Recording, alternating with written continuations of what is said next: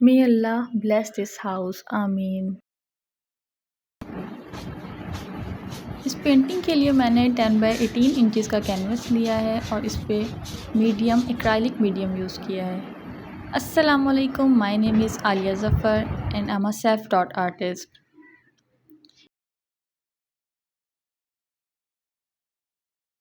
इसके बैकग्राउंड पे मैंने ग्रे में थोड़ा सा एक्राइलिक वाइट यूज़ किया है और उससे रैंडम कैलीग्राफी की है। मेन कैलीग्राफी के लिए मैंने इससे पहले मेन राइटिंग को वाइट चॉक से ट्रेस किया है और उसके ऊपर वाइट मैरिज के एक्राइलिक से मेन राइटिंग लिखी है।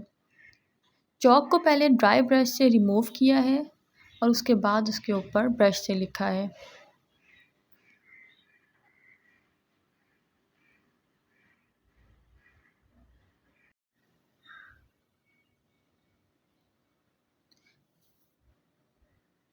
ये इंग्लिश में इसकी ट्रांसलेशन लिखी है, इसके लिए मैंने एक वाइट परमानेंट मार्कर यूज़ किया है।